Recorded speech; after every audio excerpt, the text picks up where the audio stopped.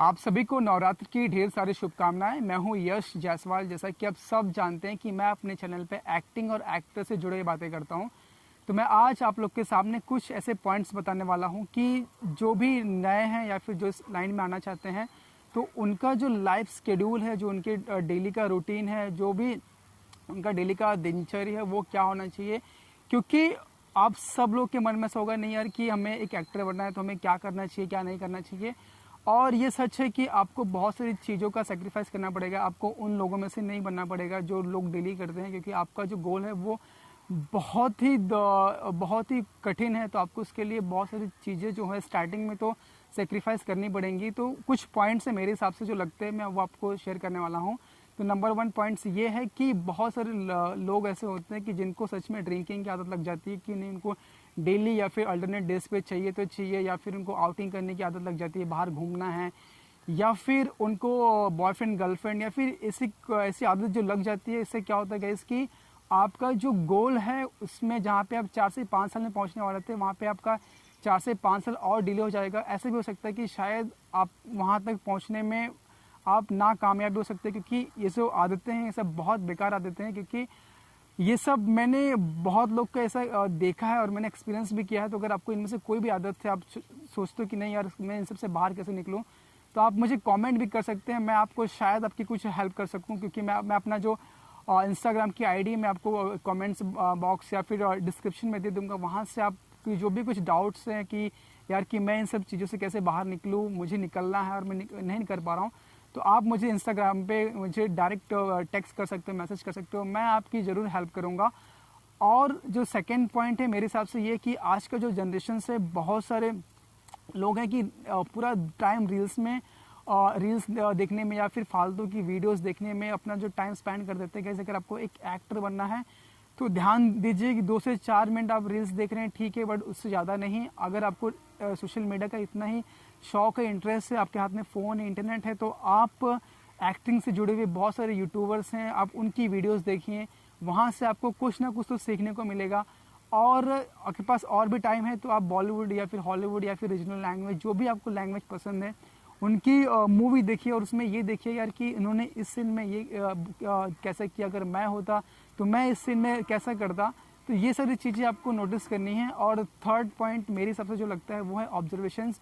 भले आप एक्टिंग के शुरुआती दिन में हो या फिर एक्टिंग के बीच में हो, ऑब्जर्वेशन मतलब होता है कि निरीक्षण करना ही नहीं बोलते। इस मतलब ये एक एक्टर के लिए बहुत ही इंपॉर्टेंट है। जैसे कि हम अपने आसपास देखते हैं, हर लड़के लड़की या अंकल आंटी जवान बूढ़े सबकी बॉडी लैंग्वेज अलग होती है। अगर हम किसी किराना स्टोर में जाएं तो वहाँ पे जब हम कुछ भी सामान लेने के लिए जाते हैं तो वो अपने कस्टमर से कैसे बात करते हैं और कैसे सामान देते हैं।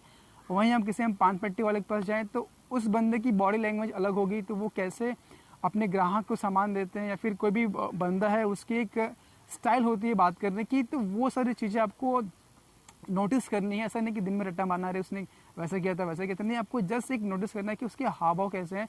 मैं आपको सच बोल रहा हूँ कि अगर हम में से किसी को भी बोल दिया जाना कि भाई आपको एक राशन वाले का रोल प्ले करना है, तो उसमें 90% लोग एक रोबोट बन जाएंगे और 10% जो होंगे वो जो परफॉर्म कर पाएंगे। तो आपको नोटिस करना है कि उनके हाव भाव कैसे होते हैं, ताकि कल को आपको कुछ भी ऐसा काम मिले तो आपको वो चीज़ करने में ज़्यादा प्रॉब्लम ना हो। और नेक्स्ट मतलब आई थिंक फोर्थ पॉइंट मेरे हिसाब से ये है कि आपको बहुत ऐसा होता है कि बहुत सारे जो वर्ड्स होते हैं कि हमें वो बोलने में प्रॉब्लम होती है, चाहे माँ हो, पा हो, डा हो। ऐसा सच में होता है कि बहुत सारे लोग होते हैं कि जिनको कोई वर्ड बोलने में दिक्कत होती है। तो आपको क्या करना है, कभी कभी ऐसा भी होता है कि आपको स्क्रिप्ट मिलती है तो हम उस वर्ड को रिप्लेस कर देते हैं, मतलब उसके जगह पे कुछ दूसरा बोल लेते हैं। बट कभी ऐसा होता है कि स्क्रिप्ट की डिमांड होती है कि नहीं आपको वो वर्ड बोलना ही है, तो उस टाइम पे आपको बहुत दिक्कत होगी। तो आपको लगता है कि नहीं यार मेरा ये वर्ड है मुझे दिक्कत दे रहा है, तो आपको वो वर्ड को लाउड मतलब चिल्ला के या फिर कहीं भी ज़्यादा चिल्लाना भी नहीं है,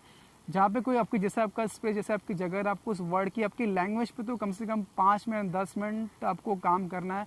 क्योंकि लैंग्वेज भी बहुत इंपॉर्टेंट है। अगर आपकी अच्छी लैंग्वेज रहेगी तभी आप अपने डायलॉग अच्छे से बोल पाओगे और लोगों के सामने वो रिप्रेजेंट कर पाओगे। देखो हम देखते हैं ना कि वो बंदा कितना अच्छा बोल लेता है, नहीं यार वो उसने कहीं ना कहीं प्रैक्टिस किया होता है। तो आप शुरुआती दौर पे अपने लैंग्वेज पे 5 मिनट 10 मिनट काम करें और ऑब्जर्वेशन लोगों को देखते रहें कि हाव भाव कैसे हैं।